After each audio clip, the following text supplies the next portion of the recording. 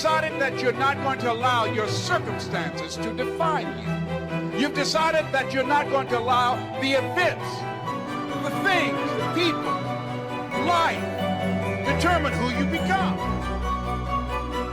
There's two lies we've been told growing up. The first lie is you're nothing. You're stupid, you're worthless, you're not going to make it. And I'm sure many people listening and watching have heard that from teachers, parents, aunts, uncles, whoever it is. And then the other lie that we're actually told, and I don't think it's a lie, I think it's positive, but sometimes it's misconstrued, is you can be anything.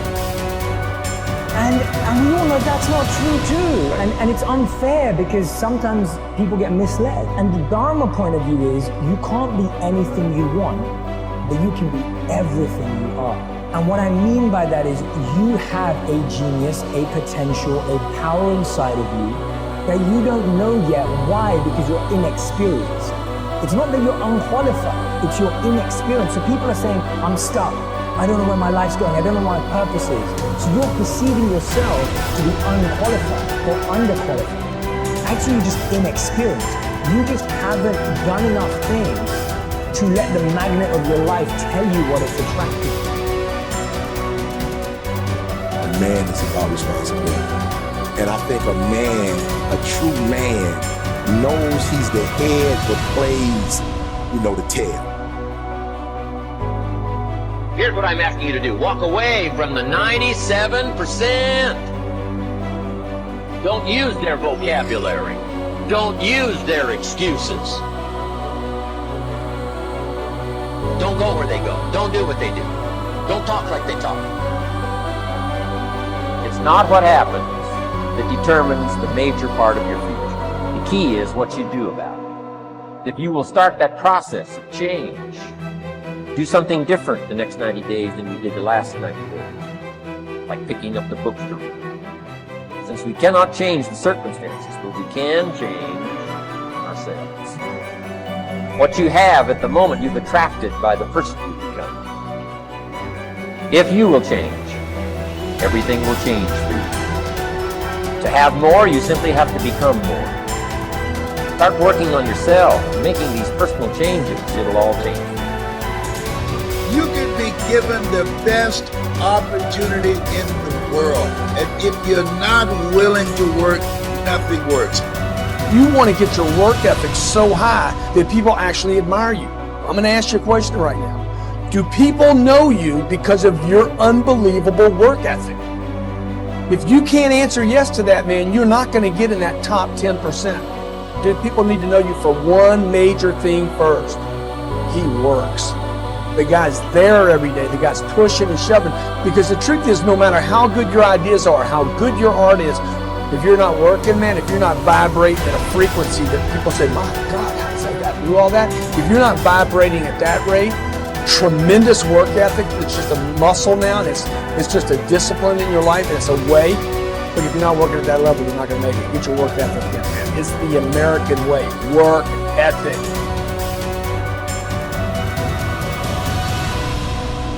Life gives us not what we want. Life gives us who we are. When you were born, you cried while the world rejoiced.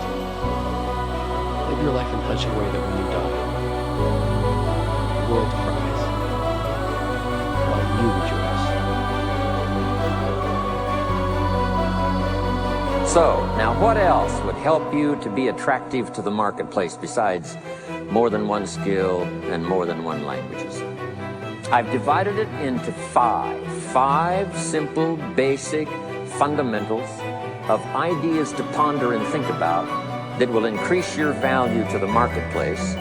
Could perhaps, like it did for me, multiply your income by 2, and then multiply it by 3, and then multiply your income by 4, and then by 5. And once you get there, it's not that difficult to multiply it by 10. Because all you have to do is make sure you become more valuable and more valuable and more valuable. You don't have to work on the economy. Because here's the first note.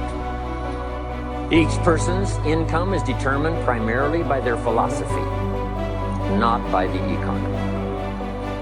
Once I understood that, then I said, well, I don't have to go to work on the economy. And the answer was no. You only have to go to work on yourself to make yourself more valuable. Albert Einstein said, imagination is everything. It's the preview to life's coming attraction. But guess what? Your imagination really is. It's the evidence of things not seen. Because your imagination, you know why it's the evidence of things not seen? Because you're the only one can see it. Your imagination is actually God showing you a preview of a coming attraction that He has for you. The moment you don't believe in your imagination, you negate what He got for you. Your imagination is the preview to life's coming attraction. It is the evidence of things not seen. Because can't nobody see it with you. Your problem is you keep telling your imagination to the wrong people. See, if you want to kill a big dream, tell it to a small-minded person. It's dead. How many times, man, have you had a tremendous idea? Something you thought was the one, and you went and told it to your loved ones and your so-called friends, and they shot it down. I mean, you was convinced that it was just, oh man, I just came to you. And you told it to them and they shot it down. And you thought since they was your loved ones and their friends and they got your best interests at heart, you believed them. You was wrong. You let them talk you out of what God got for you. Some of y'all still sitting here with the ambition of opening a business one day, but you scared to go start the business because you got a job and you got bills. Rich people got bills. Everybody got bills. Hell, I got bills. Everybody owes somebody something. I got something with the bank right now. You're going to let the fact that you got some bills stop you from opening the business, the thing that God done put in your imagination. So you're going to squash that because you got bills. Everybody got bills.